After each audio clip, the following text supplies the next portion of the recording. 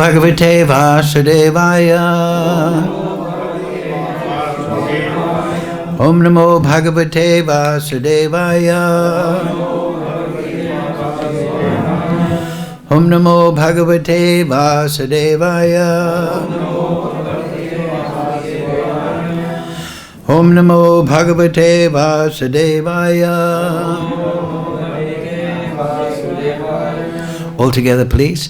Om Jnana Timarandasya Ganandana Salakaya Chakshurun Militam Yena Tasmai Shri Gurave Namaha Shri Caitanya Manobhistam Stapitam Yena Bhutale Swayam Rupa Kadamayam Dadati Swapadantikam Vandeham Shri Guru Shri Yukta Padakamalam Shri Gurun Vaishnavamscha Shri Rupam Sagrajatam Sahagana Raghunatham Vitam Tam Sajivam Sadvaitam Sadvadutam Prijana Sahitam Krishna Chaitanya Devam Shri Radha Krishna Padang Sahagana Lalita Shri Vishakam Vitamscha He Krishna Karuna Sindhu Dina Bandhu Jagatpate Gopesha Gopika Kanta Radha Kanta Namostute Tapcha Kanchana Gaurange Radhe Vrindavaneshwari Rishabhana Sudadevi Pranamami Hari Priye Vanchakalpa Dharubhyascha Kripa Sindhu Bhaivacha Patitanam Pavnebhyo Vaishnavebhyo Namo Namaha Shri Krishna Chaitanya Prabhu Nityananda Shri Advaita Gadadhara Shri Vasadi Gaura Bhakta Vrinda Hare Krishna Krishna Krishna Hare Hare Hare Ram Ram Ram Hare Hare. So,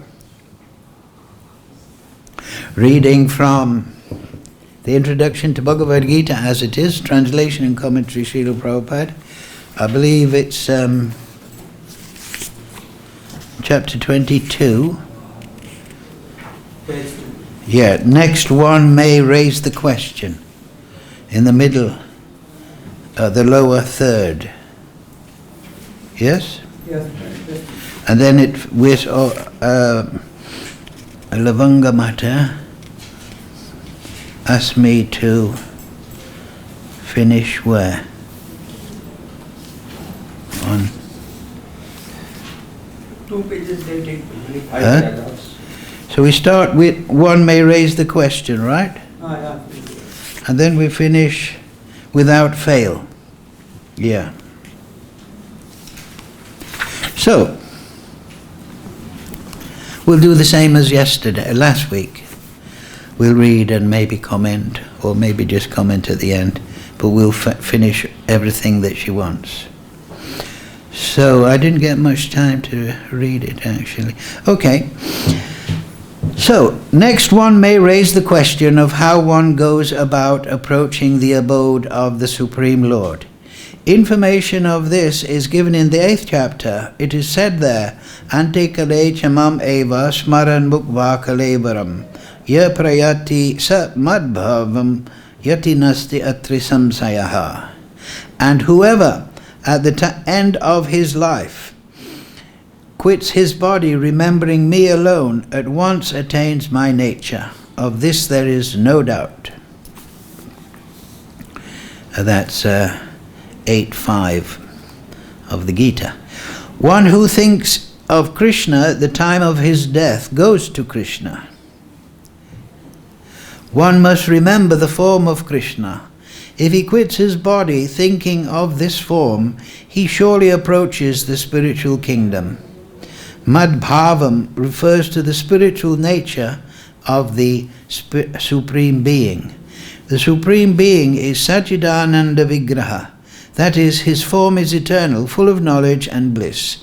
Our present body is not Satchidananda. It is Asat, not Sat. It is not eternal. It is perishable. It is not Chit, full of knowledge, but it is full of ignorance. We have no knowledge of the spiritual kingdom, nor do we even have perfect knowledge of this material world, where there are so many things unknown to us. The body is also Nirananda. Instead of being full of bliss, it is full of misery. All of the miseries we experience in the material world arise from the body. But one who leaves this body thinking of Lord Krishna, the Supreme Personality of Godhead, at once attains a Satchit Ananda body. The process of quitting this body and getting another body in the material world is also organized. This is very, I remember this. A man dies after it has been decided what form of body he will have in the next life. That's very interesting, isn't it? I'll say that sentence again. A man dies after it has been decided what form of body he will have in the next life. Very interesting. Higher authorities, not the living entity himself, make this decision. According to our activities in this life, we either rise or sink. This life is a preparation for the next life. If we can prepare, therefore, in this life to get promotion to the kingdom of God, then surely after quitting this material body, we will attain a spiritual body just like the Lord's. As explained before, there are different kinds of transcendentalists: the Brahmavadi, the Paramatmavadi, and the devotee. As mentioned in the Brahmajyoti, spiritual sky, there are innumerable spiritual planets. The number of these planets is far, far greater than all of the planets of this material world.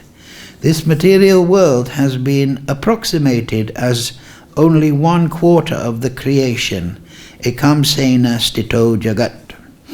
In this material segment, there are millions and billions of universes with trillions of planets and suns, stars and moons.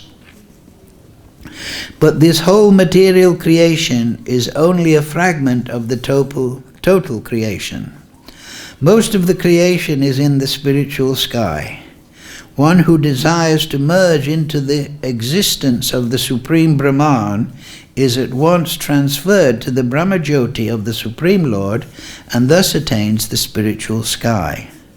The devotee who wants to enjoy the association of the Lord enters into the Vaikuntha planets, which are innumerable, and the Supreme Lord by his plenary expansions as Narayan with 4 hands and with different names like Pradyumna, Adiruddha and Govinda associates with him there. Therefore, at the end of life, the transcendentalists think either of the Brahmajyoti, the Paramatma, or the Supreme Personality of Godhead, Sri Krishna. In all cases, they enter into the spiritual sky, but only the devotee or he who is in personal touch with the Supreme Lord enters into the Vaikuntha planets or the Goloka Vrindavan planet. The Lord further adds that of this there is no doubt. This must be believed firmly. We should not reject that which does not tally with our imagination. Our attitude should be that of Arjuna. I believe everything that you have said. Therefore, when the Lord says that at the time of death, whoever thinks of him as Brahman or Paramatma, or as the personality of Godhead, certainly enters into the spiritual sky. There is no doubt about it. There is no question of disbelieving it. The Bhagavad-Gita 8.6 also explains the general principle that makes it possible to enter the spiritual kingdom simply by thinking of the Supreme at the time of death. Yam yam vapi smaram bhavam tajanti antikalevaram tam tam evati kunteya siddhatad bhava bhavita. Whatever state of being one remembers, when he quits his present body, in his next life he will attain to that state without fail. Now first we must understand that material nature is a display of the energies of the Supreme Lord. In the Vishnu Puran 6.7.61, the total energies of the Supreme Lord are delineated. Vishnu Shakti Para Prokta Kshetra Gyaya Tata Para Avidya Karma Samgyaya Tritiya Shakti Ishyate. Have I gone? Oh yeah, that's right. The Supreme Lord has diverse and innumerable energies which are beyond our conception. However, great learned sages or liberated souls have studied these energies and have analyzed them into three parts. All of the energies are of Vishnu Shakti. That is to say, there are the different potencies of Lord Vishnu. The first energy is para, transcendental. Living entities also belong to the superior energy, as has already been explained. The other energies, or material energies, are in the mode of ignorance. At the time of death, either we can remain in the inferior energy of this material world, or we can transfer to the energy of the spiritual world. So the Bhagavad-Gita 8.6 says, Yam yam vapi smaram bhavam tajanti et kalevaram tam tam evati kuntaya siddha tad bhava bhavitaha. Whatever state one remembers when he quits the present body, in his next life he will attain that state without fail. I believe that's the section we're meant to do up to that, right? Yes. So, the topic, yes, as Prabhupada says there at the beginning, one may raise the question of how one goes about approaching the abode of the Supreme Lord. So, it's a principle to understand. We know that verse, Yanti Deva Vrata Devam Pritrin Yantri, that whatever you worship or you focus your mind upon, wherever your attitude is, you become like that. If you worship the Devatas, you go to the Devatas. If you worship the forefathers, you go to the forefathers. If you worship cricket players, you become a cricket player maybe in your next life. If you worship the Rakshasas and demons, like through blood sacrifices and Satanism, you become associates of those. And Krishna says that those that worship me, though, they go to me. Right? So the point is we have free will to focus our attention in different directions. And whatever we focus our mind upon, that is our destination, both materially and spiritually. For example, many people, perhaps in Australia, right, they like to go surfing, right? So they think that the best thing in life is, finish job now, go down and surf. So in their next life they may become dolphins, they may become fish, may become according to their particular karma, right? Then many people, they like to go hang gliding, right? They get a big parachute and they want to fly around in the sky and sometimes have an accident, but they think this is great. And it is in a material sense. So they may become eagles, birds, yeah. And if they're heavy meat eaters, they may become vultures, right? If they're fruit eaters or vegetarian hang gliders, they may become parrots. Yeah. And some people, they like to go long distance swimming or something, right? So they may become penguins. They may eat too much and still like swimming, and they become whales. So we are architects of our destiny. That's in the third canto of the Bhagavatam, that the results of this life are generally enjoyed in the next life, right? It's not so difficult to understand. Two people are living in a block of flats. One wakes up, he's feeling very fresh, he exercises, he's feeling good, goes out, and he's happy that day. Another person goes out from his apartment, he's got a headache, he can't think clearly. So the first person went to bed early, had a glass of hot milk. The other person was out drinking, destroying his brain cells and liver. So the one day leads to the next day, right? If we live a healthy life, good food, then our future we will have generally healthy. But if we eat bad things, then, if we take drugs, if we take daru, if we will have a bad health in the future. If we smoke, we will have... So we can see this principle even in this life. But this principle applies to the soul, because we're not just this life, we are the soul inside the body. And so when this body is no longer functional, accident, disease, old age, whatever, the consciousness that we have cultivated will take us to another destination. So, just like that, if we worship the Devatas, if we worship Lord Shiva, or we worship Agni, it's all there in the Vedas, then we may go to those places. And if we're qualified in a certain way, and like I say, if we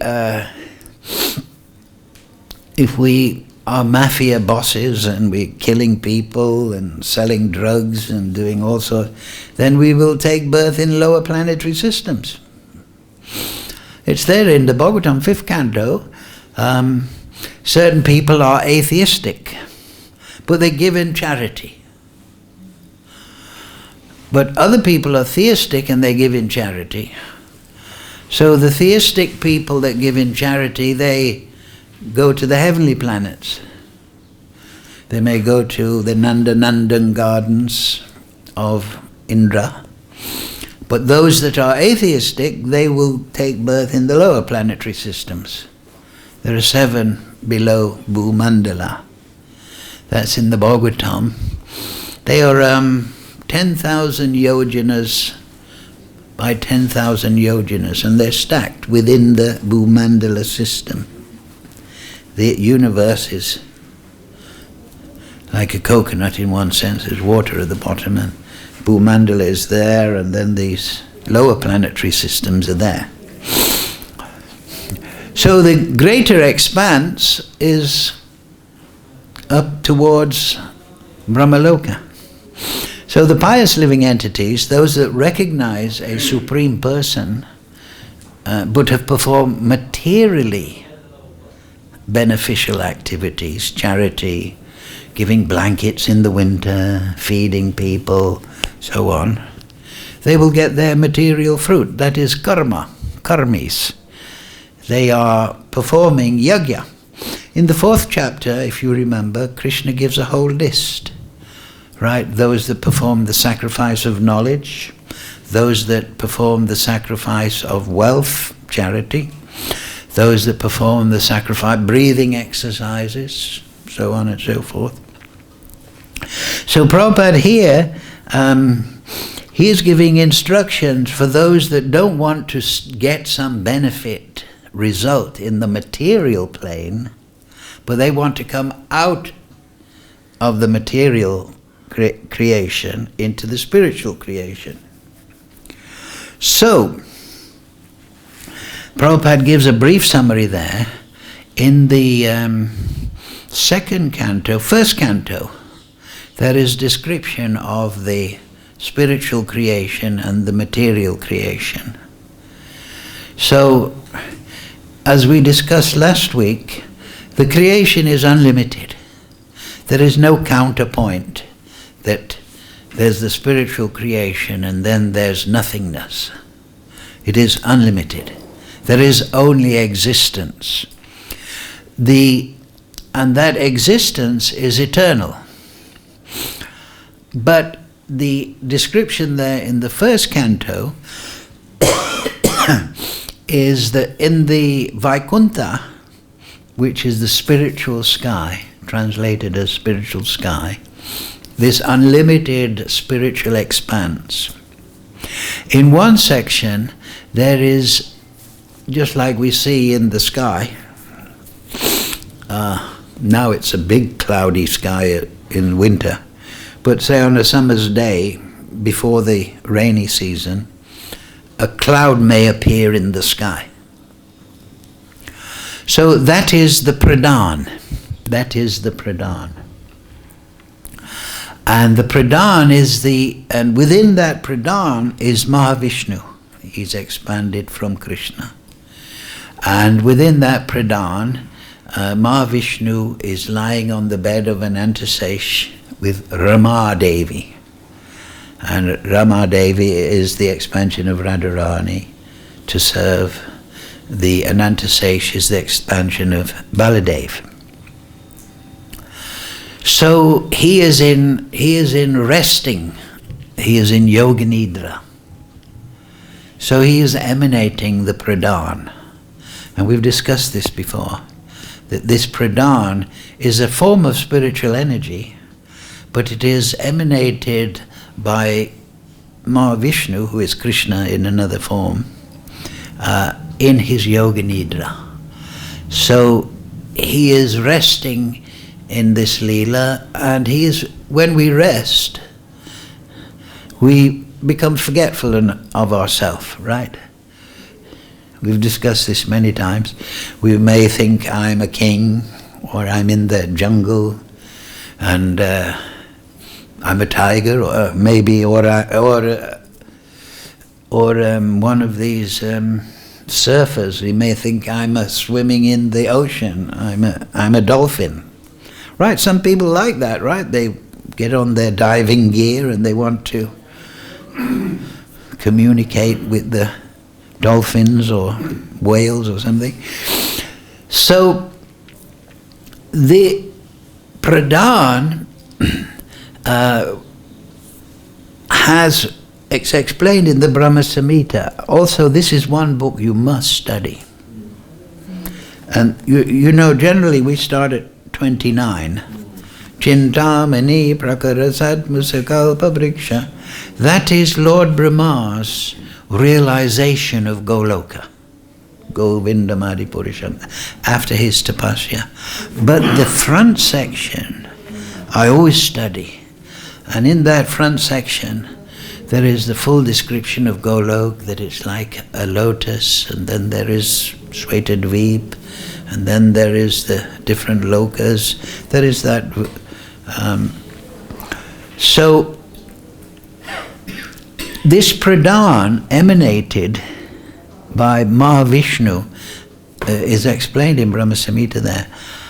Because Mahavishnu is in sleeping condition, he's forgetful of his self.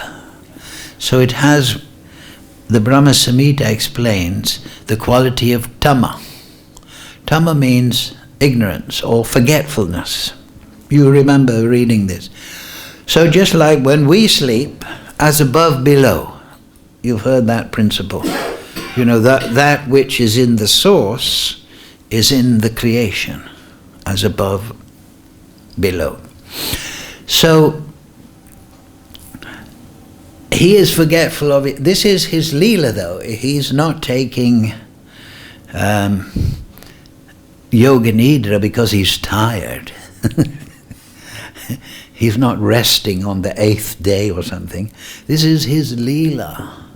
You see, Krishna, to understand Krishna, we have to understand that he is full of Leela. He's Leela Mai. The impersonalists consider that spirit is some kind of plain, amorphous energy, which is nirguna, without quality, nirvisesh, without variety. But it is without material quality, without material variety.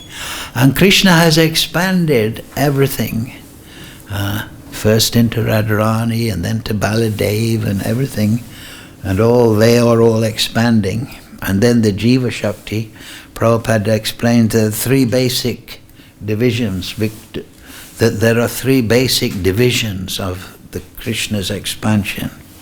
One is the Parashakti, the Chit Shakti. So that is emanating from all the Narayan expansions and Krishna ultimately in Golok. So that is Krishna's Leela effulgence. So that is Chit Shakti, because it gives remembrance automatically. When we're in the Chit Shakti, when the soul is in the Chit Shakti, it automatically realizes. Just like in the hot season, we automatically feel the heat, right? Even if we go in the house. Material example. Or now it's the cold season, we automatically feel the cold, right? So in the spiritual creation, the Chit Shakti automatically gives realization of Krishna and connection with Krishna, and the energy, the personality overseeing that connection is Subhadra, is Yogamai, and Yoga, union, my connection. So all the Leela of the devotees, like Arjuna, like Lord Brahma, we studied Lord Brahma, and Dhruva Maharaj, and so on, they are all under Yogamaya. Because the devotees, like Dhruva, also like Narada Muni at the beginning of the Bhagavatam, they are fixing their mind on Krishna, and Krishna is absorbing them into the spiritual plane, because that is their focus. Remember that principle. Whatever we focus our attention upon, we resonate with that. Just like if we listen to different types of music. If we listen to martial music, we say, let's go to war and kill the enemy. And then we can listen to peaceful music. We can listen to kirtan. We become affected. So the spiritual energy gives natural remembrance and connection. And in that spiritual energy, the swarup of the jiva is fully manifest. His spiritual form is blossomed. The soul is like a beach. Within every beach, there's a letter. I didn't have time to find it. Maybe I'll bring it next week. To Rupanuga, 1969. I think it's in April 24, if I remember. And Prabhupada said there, because Rupanuga's asked a question, this is 1969, what about the spiritual form? And Prabhupada said that just like every seed has a tree within, so every soul naturally has a swarup. But because we're covered by the material energy, it's not expressed. The attention of the soul is directed to the material energy, so the spiritual form doesn't arrive. But in the spiritual world, everyone is perfectly situated in their swarup. Everyone is perfectly harmonized with Krishna and all living entities. And as we discussed before, they eat through Leela. They can eat as much as they like, but they don't become sick. They take rest. You know, Vaishnavas, we have that expression. We take rest. And they take rest. Like Vishnu is taking rest. It's another form of Leela. It's another form of color. It's like another color of Leela. It's another shade of enjoyment. And then Prabhupada explains, second canto, Bhagavatam, that in the spiritual world they also have sex life, but they're not driven.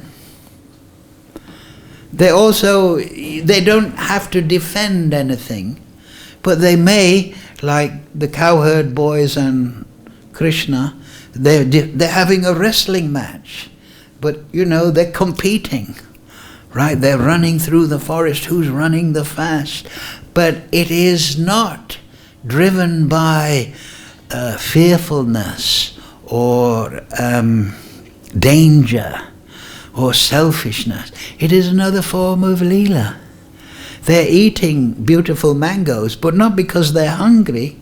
Because in the spiritual world, everyone is tasting different rasa, right? Different rasa. So the 4 primary rasas and the 5th are, as you know, your experienced devotees, Shanta, neutrality, Dasya, serving attitude, friendship, parental attitude, and Madhurya. And they all have varieties and mixtures of those rasas, and every soul has a kind of intrinsic rasa. And then there are secondary rasas described, laughter, astonishment, chivalry, compassion, anger, dread, or fearfulness, or ghastliness. That these are different rasa, mellow tastes. And there are 32 sancharibhavs, which are impelling. This is all discussed, like I said, in Jaiva Dharma. They stir the primary and secondary rasas. So this is what's meant when we hear the Bhakti Rasamrita Sindhu. It is an ocean of rasa. And the devotees, they're feeling this mood, that mood, it's interplaying, it's all in relationship, it's all harmonized, there's no danger, there's no death, there's just expanding ecstasy and lila.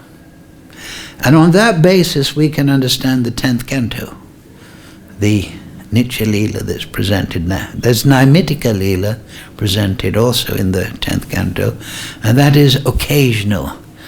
And that means Leelas that are performed in the material sphere, such as killing Aghasura, the wrestling match with Kamsa, and so on. These are Naimitika. They're occasional because they take place in the Leela of Krishna that manifests within the material creation, the Bhoma Leela. Bhoma means earth. So this is the spiritual world. This is the Parapakriti. And then this effulgence of the spiritual world is the very substance of the spiritual world. You understand? And it is wish-fulfilling. We hear of desire trees. It is made of the Chit Shakti. And if the devotees want to eat mangoes, the desire trees give mangoes. They give that rasa. If they want to have kheer, then they give that rasa. It's hard to have full understanding, but these are all descriptions by the acharyas and the great devotees, that everything is fulfilled in the spiritual world. And that is the natural home. That is the Parapakriti. So the effulgence of that creation is the Brahmajyoti, Sutri Mani Gana. And it is the effulgence also of Paramatma. Krishna expands into this cloud, the pradhan that he emanates in Leela forgetfulness of his own nature. The pradhan, he expands into this, and then when the time of material manifestation is there, he glances at the embodiment of the female energy, the Durga, just like in the Shiva temple they have the Yoni, Durga, and they have the Lingam. Oh, I was there recently. I went to Mathura and they have Rangeshwar. Have you been? Yes. You know, the big, that's where Kamsa used to go there apparently. And they have Bhuteshwar. That's a fantastic temple. And they have Chinmay Devi under the ground, and they have Bhudevi, and it's fantastic atmosphere there. So this glance is the glance of Mahavishnu, and that is Lord Shiva, that is Sadeshwar. And that is the time factor, the glance of Mahavishnu. He glances at Durga Devi, who's an expansion of Radharani, and he impregnates the time factor into Durga Devi, into the womb. And then this womb of material nature, also in the glance of the living entities, and plus the Supreme Lord with his infinite potency remembers their karma phal, and their desires. These two things, their karma and their karma. Their desire, what they want, if they want to be a surfer or a fish or an aeroplane or a demigod or whatever, their karma, their desire, and their karma, their lokayam karma bandhana, the limiting jacket or the caveat on their desire. Like I say, you may want to be a fish, or you may want to be a great swimmer. So one person becomes an Olympic champion and another person becomes a dolphin, according to the karma. They both want to be great swimmers. So anyway, this time factor then creates the ahankara. Lord Shiva is the deity in charge of ahankara, false ego. And then from this, then all the material elements cascade out. That is described chapter 25 in the 3rd canto, Lord Kapila's teaching to his wife. So this is projected and out. Just like you can think, if this is the pradhan, and then the time factor creates, and then it's withdrawn, and then it returns to its plane state. So in the pradhan there is a creation, and then there's a withdrawal.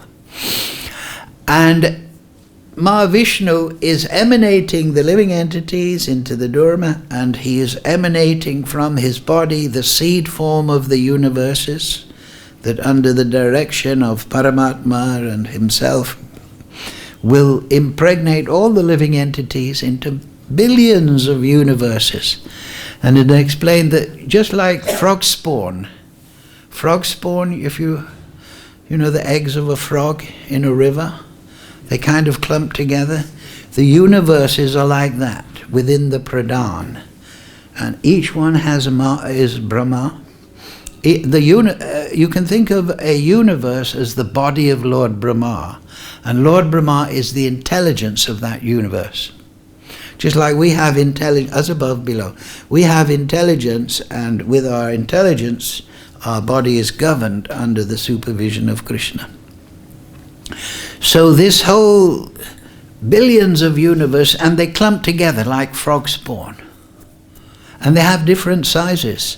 That is also in the 10th canto. Lord Brahma went to see Vishnu, and then many Lord Brahmas come, and some were huge, and he was gigantic. We're told that this particular universe is one of the smaller sizes. Lord Brahma only has 4 heads, but in that part of the 10th canto, some of the Lord Brahmas, they have thousands of heads. The universes are thousands of times bigger. So, Krishna, he brings the leela of the spiritual world to within the material energy. So the material energy is the Achit Shakti. That is the Achit. All this material creation has this at its root, this quality of Tama, which means forgetfulness of the Supreme. So therefore, Prabhupada mentions it there, that the material energy naturally makes you forget your own identity. And you become not in Yogamaya, but in Mahamaya. You become you're governed by Mahamaya in illusory potency. And you think then, I'm this material body. I'm this material mind, I'm this material body. So that is the Achit Shakti. So we have the Parapakriti, and that 3 forms. There is Golok Krishna, where people are forgetful that he's the Supreme, he's just the local Nayaka, the local hero. And then there is so everyone is in Madhurya Bhav, honey relationship, honey Yogamaya. But then in Vaikuntha, they have Aishwarya Bhav, and they're worshipping Narayan. Narayan means Nara, Arayan, the shelter of all souls. And he's in a very magnificent state, and Lakshmi Devi is there, beautiful. And their relationship is in Aishwarya Bhav. And they worship Narayan with love. I'm the servant. And there is also an element of Sakya Bhav in that. So there is the Supreme Personality form, all from expanded ultimately from Golok Krishna. And then Krishna expands into the Chatuvyuha, by which he governs the spiritual creation, and then the thinking, feeling, willing, and action. Everything rests upon Krishna in the spiritual world. Then he expands down into Vasudeva, Shankarshan, Pradyumna, Adiruddha, which are compartmentalized: thinking, feeling, willing, action. And Mahavishnu expands out of Shankarshan. And then the material thinking, feeling, and willing is expanded, governed in that by that Chatuvyuha. So then he expands through Mahavishnu into Garbhodakshaya Vishnu. Shirodakshaya Vishnu resides in the pole star. And then from there he expands as Rishikesh, and everything rests upon him and his effulgence in the spiritual material world. Yad yad vibhuti mat sattvam srimad urjitam evava. So this is the material creation. It is pervaded and it is resting upon spirit. But it is a different Shakti, because it is agitated by the glance of Mahavishnu. It is provoked into the categories of material energy: earth, water, fire, air, ether, the sense objects, the working senses, the knowledge-gaining senses, by the time factor. And however, it all rests upon Krishna, Sutri Mani Gana Iva. Even the living entity, his existence rests upon the Supreme Lord. Krishna is Ashraya. He is Param Dharma, as Krishna explains, Arjuna says, 11th canto, after he's seen the Virat Rupa. So this vision of Krishna in the material world, that is distressing, because the material energy, the Achit Shakti, that energy that gives forgetfulness of Krishna, is illusory. It is illusory in the sense it is temporary. Just like when we're dreaming, as I was saying, we may be dreaming I'm the king of, a country in our dream, but it is temporary, right? And just like, now that is a subtle dream, but now I'm dreaming this body. I'm dreaming that I'm this body. I'm a woman, I'm a man, I'm a king, I'm a politician, I'm a tom-tom driver, whatever. I'm dreaming, it's a gross dream. So this is all illusory. How to break the spell? And this is the point. That whatever you focus upon, that is your destination. Therefore, in all the Acharyas writing, Narottam and Bhakti Vinod, there's, Sudha Bhakata Charana Rena. That you must focus on the service to the pure devotee. In the 5th canto, Rishabdev, there is there Mahatsevam Dwara Maho Vimuktes. That the service to the Mahatma is the opening, the dwaram to the spiritual platform. Now that's very important, that we can't just adopt anyone as a Mahatma. If that person is not qualified and you're focusing on a rascal as your, we must take shelter of the Acharyas. We must focus on the liberated souls, Bhakti Vinod Thakur, Bhakti Siddhanta, the Prabhupada, the 6 Goswamis. We must fix upon them. If people fix upon their mafia leader, then they'll become mafia in the next life. whatever you focus upon through your natural proclivity to worship or follow, then you will absorb the qualities of that object.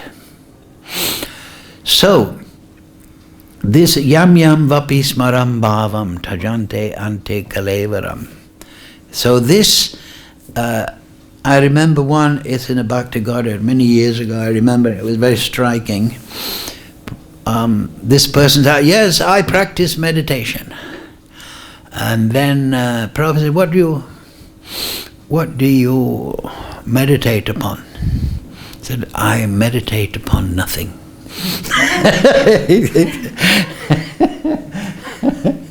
So nothing doesn't exist, so how you can meditate on it? But Prabhupada explains to him, no, meditation means to meditate upon Vishnu, right? And Vishnu has three forms, beginning of the Bhagavatam, right? Paramatma, Bhagavan, Paramatma, and Brahman. And you must meditate on those. And if you meditate on the Brahman aspect, then you'll enter the Brahman. And if that's your desire, Eko Yoda Dadati Kaman, then Krishna will fulfill that. If you meditate on Paramatma, then you may develop mystic powers and go to Siddhaloka. And you'll get Paramatma type powers. You'll be able to transport through the mind, through the panthas in the material world. But Paramatma is only manifest in the material plane. So you won't go into Golok. But if you meditate on Narayan in Aishwarya Bhav, oh Narayan, you are magnificent.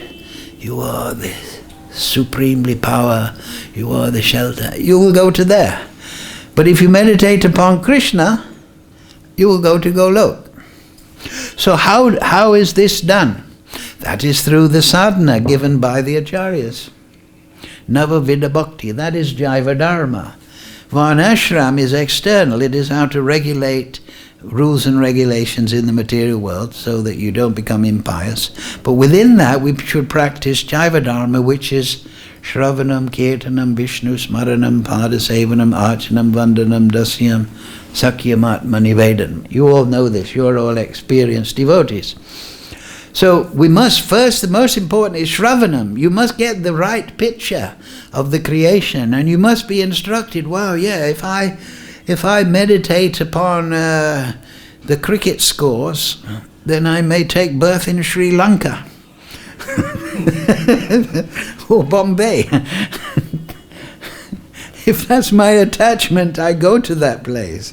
But if I meditate upon the Supreme Lord in His original, and so that's why Lord Caitanya is Namo Mahabharanyaya, because he is explaining how to meditate upon the transcendental Lord. So Shravanam Kirtanam, Kirtan actually means to describe. And then Smaranam. Smaranam, Kirtan generally, yes, I'm chanting the name. But Smaranam is generally associated with remembrance of the form of the Supreme Lord. So we have to practice hearing from the Shastra, the Acharyas, the spiritual knowledge. Then we have to discuss and chant. And then we have to practice Smaranam. And that's why I say, here in the Brahma Samhita, I'll read it for you, that important section. Right at the beginning. Because this is Lord Brahma's realization.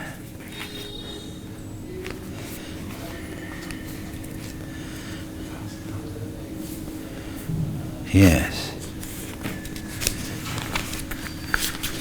Right at the beginning. We all know the Ishvara Parama Krishna, right? And it's explained there that, yes. Yes. This is verse number 2. The spiritual place of transcendental pastimes of Krishna is portrayed in the second verse. The super excellent station of Krishna, which is known as Gokul, has thousands of petals and a corolla like that of a lotus sprouted from a part of his infinitary aspect. The whirl of that leaves being the actual abode of Krishna. So Goloka is compared there to like a lotus. The whirl of that transcendental lotus is the realm wherein dwells Krishna. It is a hexagonal figure, that means six-sided, the abode of the indwelling, predominated and predominating aspect of the Absolute, Radha and Krishna. Like a diamond, the central supporting figure of self-luminous Krishna stands as the transcendental source of all potencies. The holy name, consisting of 18 transcendental letters, is manifested in a hexagonal figure with sixfold divisions. You should read Gopal Tapani Upanishad. That is what's generally called the Gopal mantra. Krim Krishnaya Govindaya. The world, now this is interesting, the world of that eternal realm, Gokul, is the hexagonal abode of Krishna. Its petals are the abodes of the gopis. So the world means the center of a lotus. Center of a flower is called the whorl, W-H-O-R-L. Its petals are the abodes of the gopis, and who are part and parcel of Krishna, in whom they are most lovingly devoted and are similar in essence. So the gopis, they're Astashaki, expanded from Radharani, they're non-different, they're Swarup Shakti. They are lovingly devoted and are similar in essence. The petals shine beautifully like so many walls. The extended leaves of that lotus are the garden-like dham, spiritual abode of Sri Radhika, the most beloved of Krishna. Just like we see in the Ras Leela, Radha and Krishna in the center, and then Radha and Krishna has expanded to dance with every individual gopi. The surrounding external plane of Gokul is described in this verse. There is a mysterious quadrangle place named Svetadvip surrounding the outskirts of Gokul. Now this is the abode of Lord Caitanya and Lord Chaitanya's devotees. When we do bhajan, we worship the Guru, the Acharyas, then Lord Caitanya, and then we worship Krishna. This is the proper, if you perform bhajan, you should do it in this way. First you offer prayers to Guru, Acharya, then Lord Chaitanya, then go Radha Krishna. So you can think of Lord Chaitanya and his devotees as the Kirtan party of the Ras Leela. And they surround Gokul. And this is Svetadvip. Svetadvip is divided into 4 parts, the abode of Vasudeva, Shankashan, Pradyumna and Aruda. They are the expansions of Krishna that maintain the spiritual world in its thinking, feelings, decision and action. The abode of Vasudeva, these 4 divided abodes are enveloped by the 4-fold human requirements such as piety, wealth, passion and liberation, also by the 4 Vedas, Samayaja and Atharva, Rigyada, which deal with the mantra and, yes. And then this is surrounded by different creations to keep out unqualified souls. So the point is that this is the Chit Shakti. It is emanating the Brahman. There is the Achit Shakti, which is the temporarily manifested and unmanifested material energy. And there is the third energy, is the Tatastha Shakti. Tata means the on the line. Just like there's a line between this page and that. So we are Tatastha Shakti Jiva. We're expanded from Mahavishnu. That's in verse number 11. The Lord of the mundane world, Mahavishnu, possesses thousands and thousands of heads, eyes, hands. He is the source of thousands and thousands of avatars in his thousands of subjective portion. He is the creator of thousands of individual souls. So the individual souls, they're emanated by Baladev, they manifest as the halo of Radharani, they manifest in Golok, in Vaikuntha, the realm of Narayan, and they also manifest from Vishnu. The Tatastha Shakti Jiva has the ability to go into the material energy from the Tasta, or he can go into the spiritual world. Now, if he goes into the material energy, he can remain there trying to enjoy, but the material energy is constructed in such a way he'll become frustrated and he'll eventually want to give it up and he'll search for liberation. And then Brahmanda Brahmate Kona Bhagyavan Jiva Guru Krishna Prasadi Bhai Bhakti Rakalit. And then, but within the material creation, Krishna maintains the pure devotees. And if the sincere living entity gets the association of a Mahatma, a realized person who is realized in the spiritual nature of Krishna and the creation, then he can get the seed of bhakti. And then he can become enthusiastic to practice Shravanam, Kirtanam, Vishnu Smaranam, Padasevanam. Now, but Prabhupada doesn't deal with it here, but there is something you should understand. It's in the Caitanya Charitamrita, it's also in Jaiva Dharma, and it is in other Vaishnava texts, that when the living entity, when he develops bhava, then that means direct realization of Krishna. First we get faith, then we perform sadhusanga, then bhajana kriya, then anatha goes, then we get nishta. Nishta means we're becoming fixed in the attitude, I'm the servant of Krishna. I'm not this material, but that is the beginning of Vaishnavism, when the anathas are placated. And then we develop ruchi. The lower side of ruchi is that I'm enjoying chanting. I'm enjoying the purity of spiritual Krishna consciousness. I'm enjoying kirtan. I'm enjoying the knowledge. Now that's not bad. But then the higher side of ruchi is that you realize that when I'm chanting, Krishna's enjoying my chanting. Then you develop seva bhav. The lower side of ruchi is, oh, don't the deities look so nice? The kirtan is good today. He's a good singer.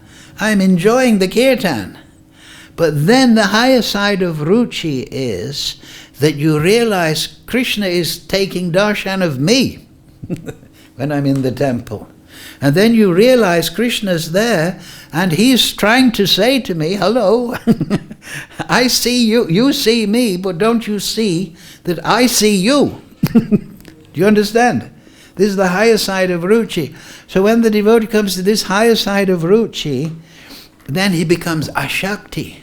He realizes that Krishna loves him, that Krishna is attached to him. This leads to bhava, spiritual, substantive spiritual emotion, and then the living entity realizes his Krishna, and he realizes his relationship to Krishna, and at this point his Swarup manifests. We have to realize Krishna, then we will automatically realize our relation, and that's Swarup Siddhi, and that is Bhava Bhakti. There's actual loving the root. The prem is starting to awaken in the soul. The seed is starting to fructify into a flower. Now, if the living entity, when he leaves the body, if he has attained bhava bhakti, this is below prem, ashakti, bhava, and then prem. If he will take birth in a material universe where Krishna's pastimes are manifest, where they're concurrent, he will take, if his Swarup, his natural intrinsic Swarup is a gopi, he will take birth in that situation, in that Bhoma Leela, where the Leela is progressing. You understand? He won't go directly to Golok because he's in Bhav Bhakti. And there, in the association of the Nitya Siddha, the Swarup Shakti devotees, his bhava will come to prem. Just like we see in the 10th canto, Krishna, in the Rasli, was playing the flute, and the gopis, let us go and serve Krishna. And then some gopis were held back, but they left in their spiritual form. They left the last piece of material condition, and they went to the Ras Leela in their fully developed Swarup. So the Bhoma Leela also has that function. It manifests the activities of Goloka within the material creation, within the material universes, and it brings the Bhava Bhaktas to perfection. Do you understand? And then they are absorbed in the Leela of Krishna. And it's explained there, Caitanya Charitamrita, that those devotees that worship Lord Chaitanya in this way I described, Guru, Chaitanya, Krishna, what are the devotees of Lord Chaitanya doing when they're dancing? They are meditating on their Swarup within Golok, within Gokul. They are dancing in ecstasy in the Kirtan party of Lord Chaitanya. So they take also another spiritual form in the Leela of Chaitanya Mahaprabhu. And they enter the Golok portion, and from this fully manifested Swarup, it makes no difference if they are in Gokul or Goloka or anything, because they're completely, their spiritual form is completely expressed from the seed, from the soul.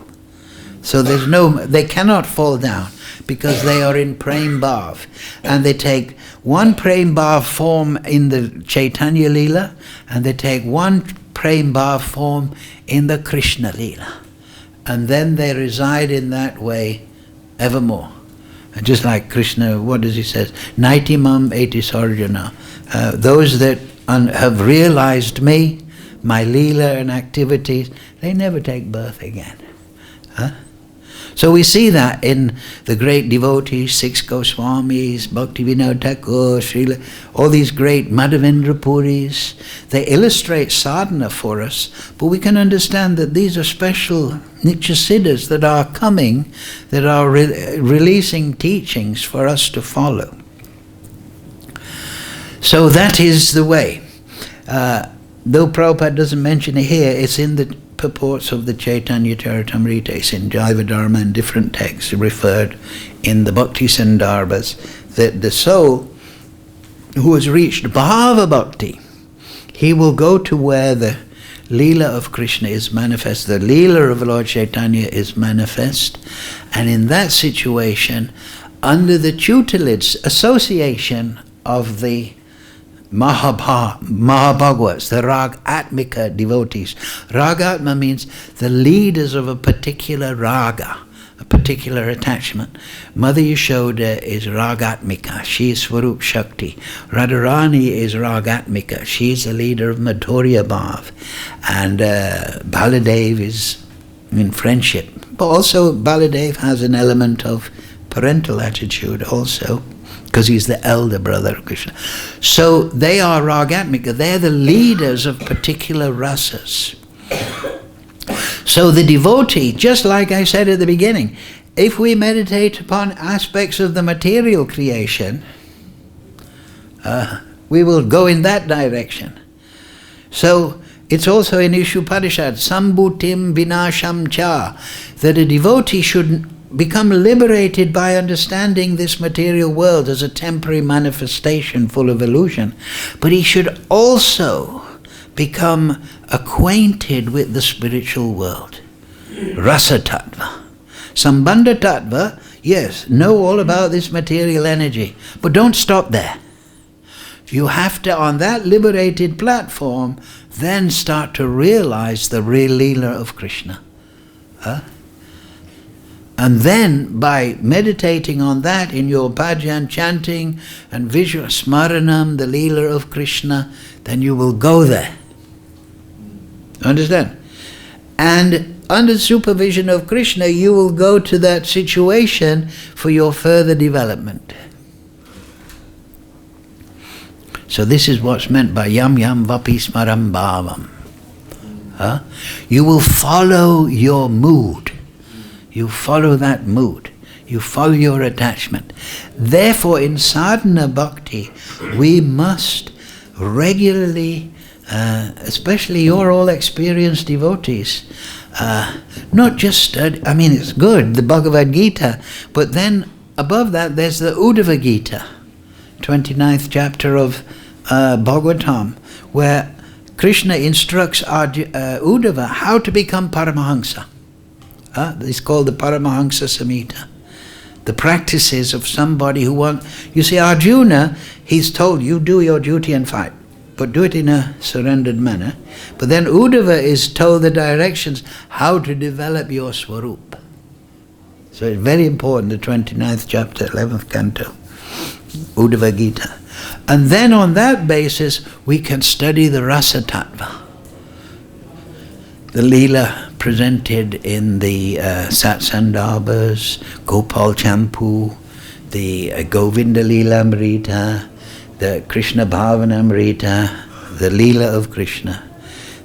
We should become absorbed in that. And then when that fills our mind, we will go there. Whatever you're filling your mind with, you will go there. Yam yam vapi smaram bhavam. Now Krishna says whatever you think of at the time of death, but also Prabhupada in other places and other acharyas saying the same thing, that Krishna will not forget you. You may, at the time of death, the life airs, the body is disturbed, the mind may be feverish, but Krishna will come. This is my devotee, I'm taking him. So it's not a one-way street. This is an important point. But Prabhupada is putting it in plain terms, that you have to do the work, right? So Krishna, he tells Arjuna, armed with knowledge, Arjuna, stand and fight. That's why I was saying at the beginning class, you must learn Siddhanta. You must learn what is the material creation, what is the spiritual creation. And when you study that, when you can get hold of sadhana properly and perform it nicely, then you can easily realize the spiritual world. And then you'll go there. And that'll become your topic. That will be your focus. Because param drisvani vartate, it is more attractive than the cricket scores. Right? It is more attractive than being a champion surfer in Australia. I'm not saying that's your desire. But you understand, that spiritual world, the nectar, bhakti rasamrita sindhu, once you start to absorb that, that'll be your destination naturally. So we finish on that point. Thank you for your kind attention. Any question? Yeah, I have a question. It's a really very nice class, Prabhuji. I really appreciate it. Thank you very much. It's a shame that some mobile phones went off, actually, because my mind was totally good class. I was just recently reading in Bhagavatam, going back to the first canto and the point with Narada Muni. So Narada Muni is instructing Srila Vyasadeva, and he's instructing Vyasadeva to write what is essentially the Rasa Shastra, Srimad Bhagavatam. Yes, it's a Rasa Shastra, that's important. And Narada Muni is recalling his previous life to Vyasadeva, and then giving him the mantra of the Chaturvyuha, you know, Om Namo Bhagavate Vasudevaya. Nay.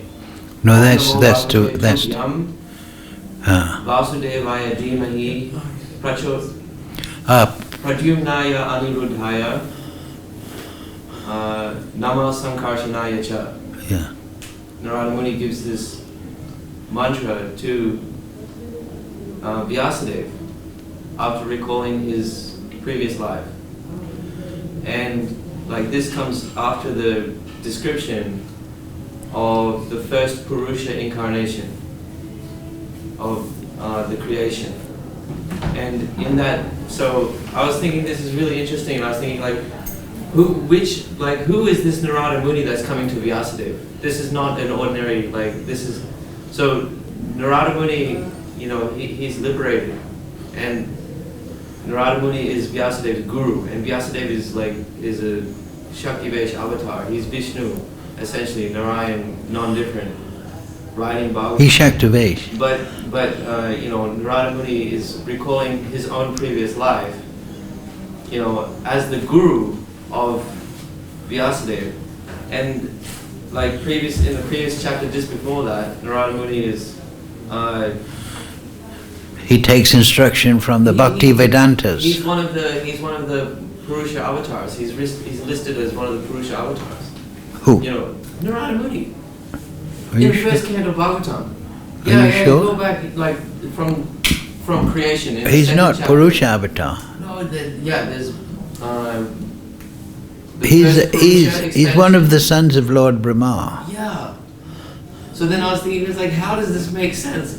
And why is it? It was really blowing my mind. I don't know. Just first going all the way back to the first canto and reading the second chapter, third chapter like that, and then who is this Narada Muni speaking to Vyasadeva? It's.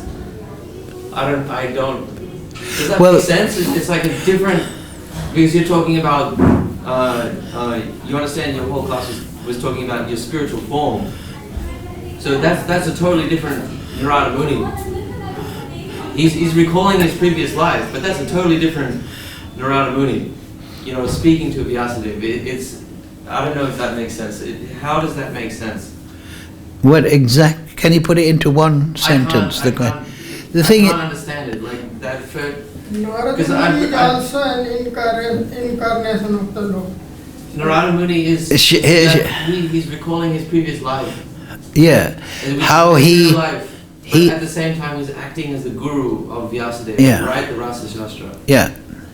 And so because he is in a position of great realization.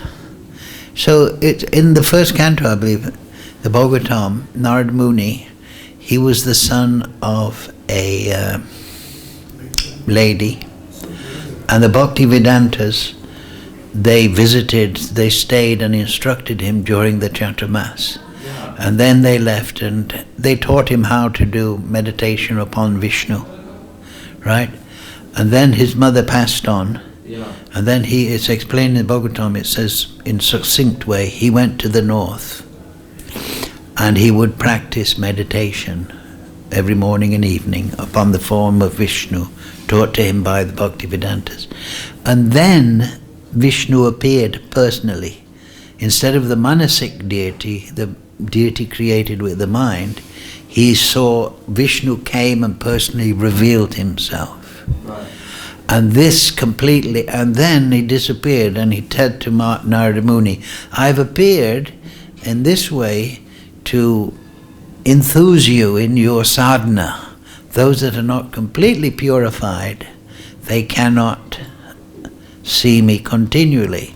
But because he saw Vishnu directly and personally, and Vishnu spoke to him afterward, he sat in meditation and he tried to get the Vishnu form back. It's there in the Bhagavatam. But he couldn't. He couldn't. So then Vishnu instructed him, I've appeared in this way to encourage you. Now you continue with your sadhana. Same like Ajamil. The Vishnu Detas came and they inspired him to continue in his sadhana. So Narada Muni then came to perfection, because having had the darshan of Vishnu, it's explained there, just like lightning and the sound and the flash of lightning come together, when he left his body, he attained his spiritual form. Yeah. So then that spiritual form of Narada Muni, that's the one that's instructing Vyasa. Yes. That's the one, and he has full recollection of his previous life. Yes. Yeah. So but then there's also, there's more, before that actually, Narada Muni got in trouble with, he's expanded from Lord Brahma, and Lord Brahma sent him down to the earth plane, because he instructed the four Kumaras, because Lord Brahma, he's the Prajapati, he wanted to create Prajati. So the four Kumaras were originally meant to create progeny. The list of the Purusha expansions are given. Yeah. There's first Mahavishnu, then Brahma. Yeah, so but Narada Muni, who was early, talked to the Chandra, don't get involved in this big, becoming a progenitor, you do your bhajan. And you know that one of those also, there's Sanatana, one of them is Sanatana Goswami, expanded to Sanatana Goswami. So the important point is to realize that the devotees are not necessarily restricted to one form. Do you understand? Because you have to understand it in terms of bhava, consciousness. Just like for example, Ramananda Roy, he is also Arjuna. And Arjuna has a gopi form. Did you know that? Arjuniya Gopi. I've heard this, but... Yeah, it's there in the, Gaura Gunadesha Deepika. He's also, there's a discussion, he's Lalita Shakhi, sometimes Vishaka, there's different ideas. So, you see, the bhava takes a form. So a devotee's bhava can express itself in a form. Now it's easy to understand this if you understand the material world. This material body we have got is the expression of our material bhava, at least in my form. I have got this material body with its particular functions, its particular abilities.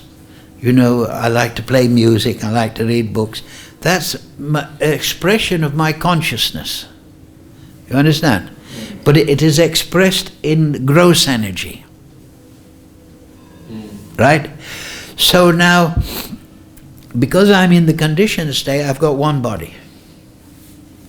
But the liberated soul can express his bhava into a form of service. You understand? He can have a gopi form. He can also have a Sakya Ras form, like Narada Muni. Ramananda Roy. He can also have this form and that form. So the bhavas find expression in form. And therefore, there are combined incarnations. For example, Haridas Thakur, he is combined incarnation of Prahlad Maharaj and Lord Brahma. So the bhavas can combine and enter the Leela in a particular form. You understand?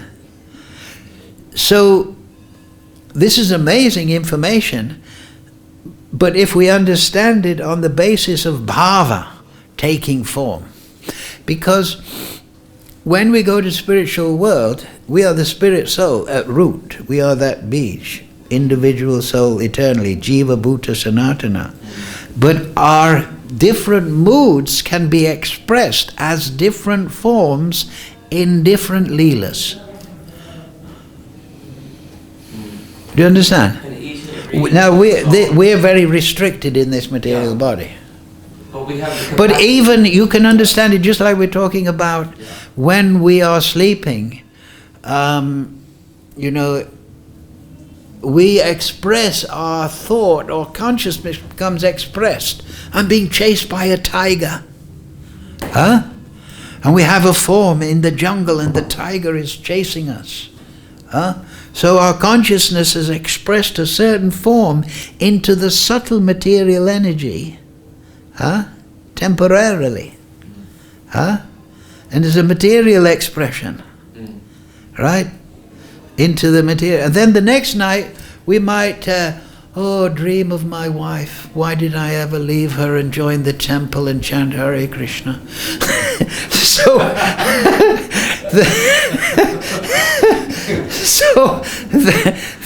that is coming from our material bhava, if you like. It's a material expression into a dream form.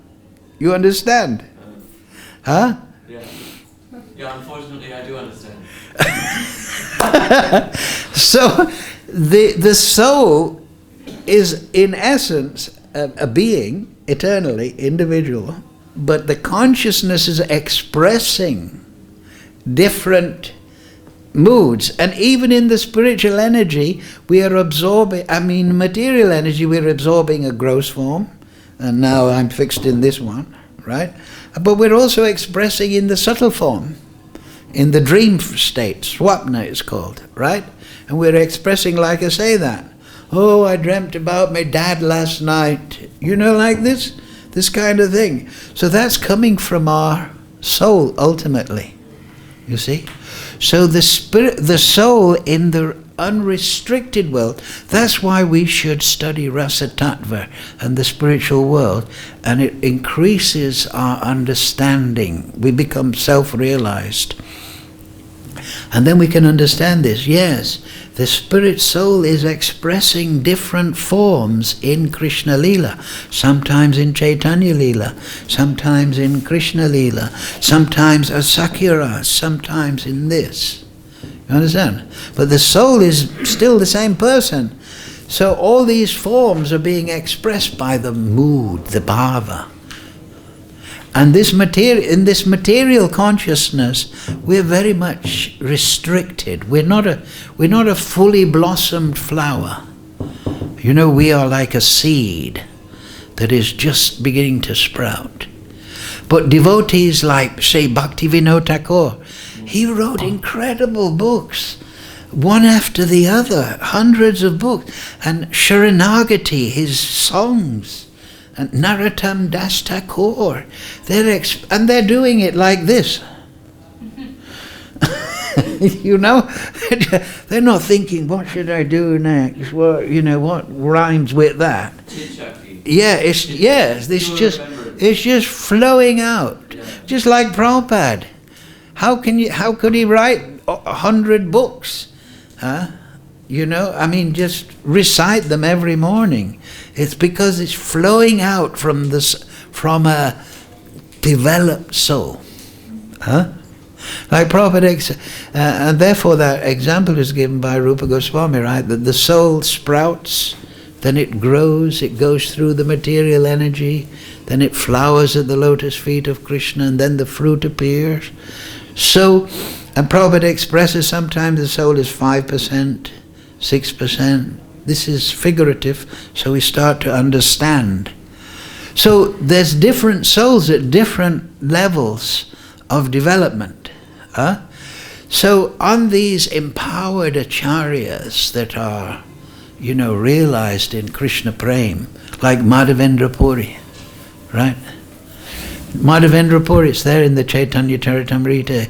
He says, oh, never mind my Brahman thread, never mind my sadhana.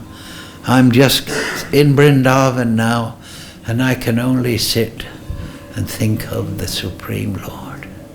Bhakti-Vinod Thakur, the last 6 years of his life, you must know, it's recorded, he just entered into samadhi. He had one service, Krishna Das, and Krishna Das would give him a little food, take him, cut his nails, and Bhakti-Vinod there, opposite Haridas Thakur's samadhi, he sat there in complete. People, perhaps, I'm guessing, of course, came to visit him, but he just didn't relate. He had a servant that took care of the body, but he just spent 6 years. And then on the, I think it's disappearance day of Gadadhar Pandit, he left his body. Yeah, I've heard devotees say the same thing about Puri Maharaj in in recent times. Yeah, I saw Puri Maharaj. The older Puri Maharaj? I don't know the story. I was just a little kid. Yeah, I saw him when he was 101. Yeah, and they said the same thing about him. I went to see him with Bhaktidas' daughter. We went to see him. I saw the servants. Was he And also in that kind of state? no, he related to us. Okay. I went upstairs to see him. His servants were there below.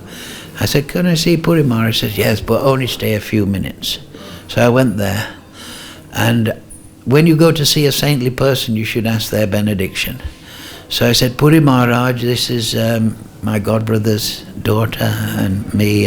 We're disciples of Srila Prabhupada. And please bless us so that we can realize Krishna." And he said, "Don't worry, Krishna will bless you." That's what he said. And he was reading Sri Chaitanya's Shikshamrita by Bhaktivinoda Thakur.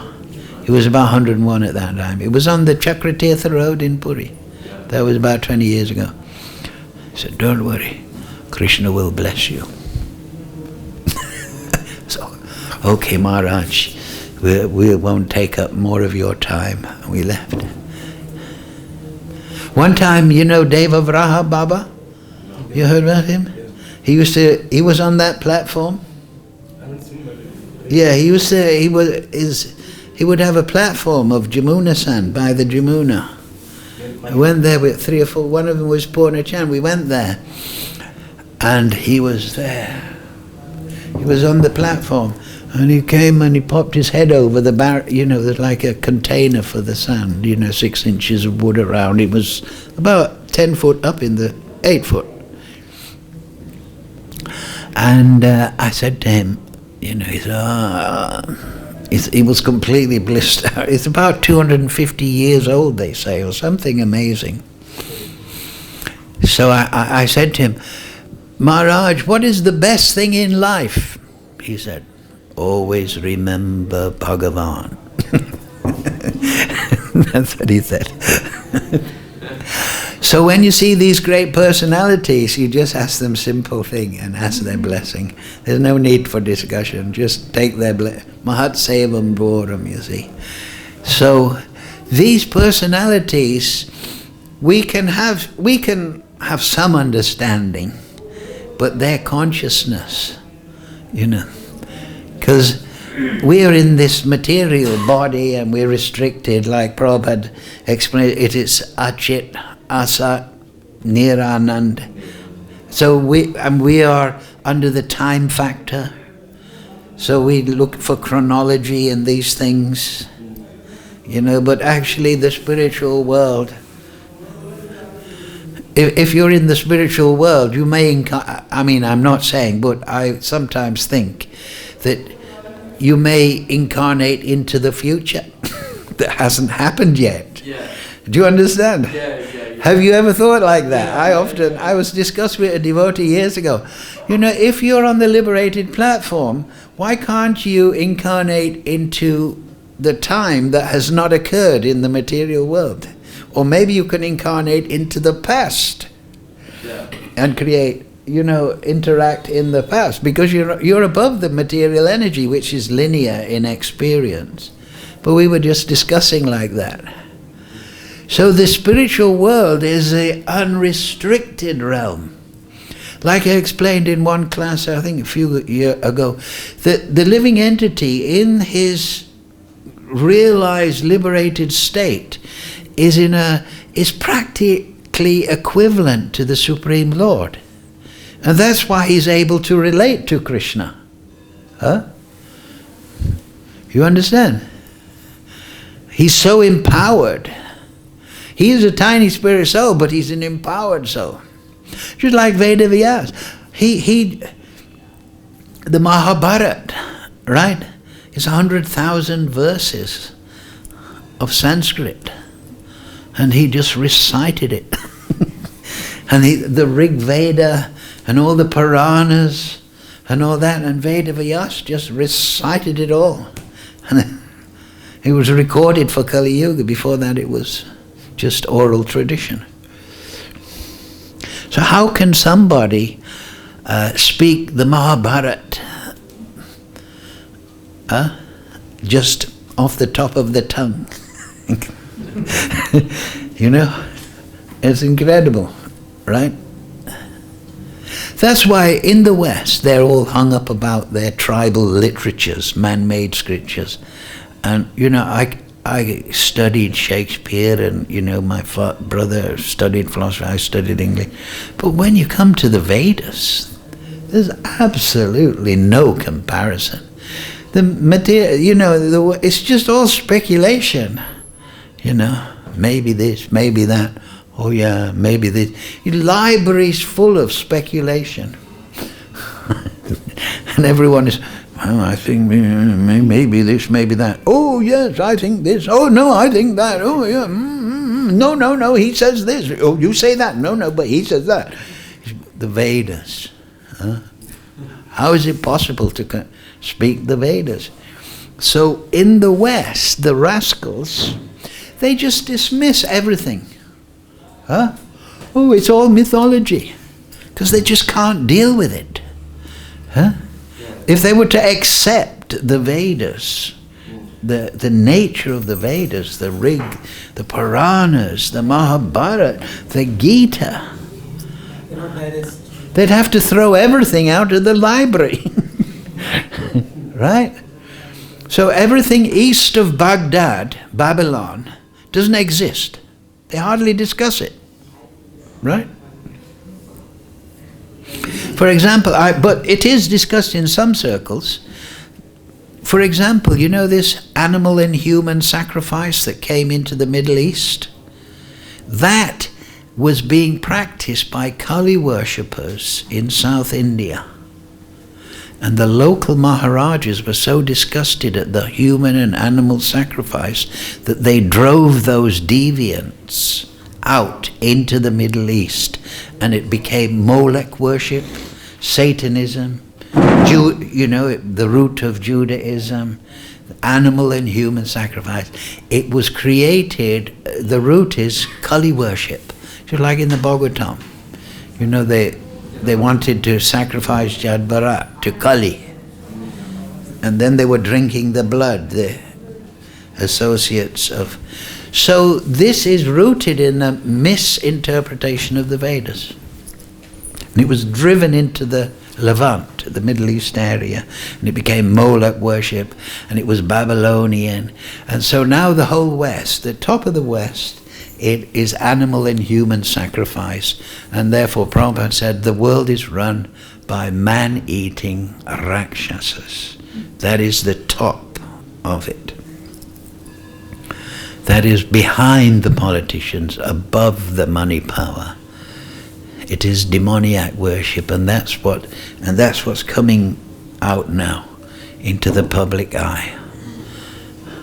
And that's the basis of all these Stonehenge monuments and all this. It's all animal and human sacrifice.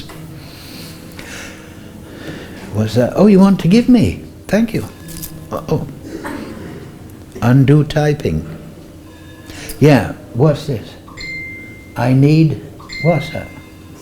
I need a stand for Kirtan. Yeah, we're finished now anyway.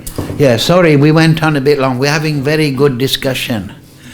So, contemplate these things, read Jaiva Dharma, and realize that the spiritual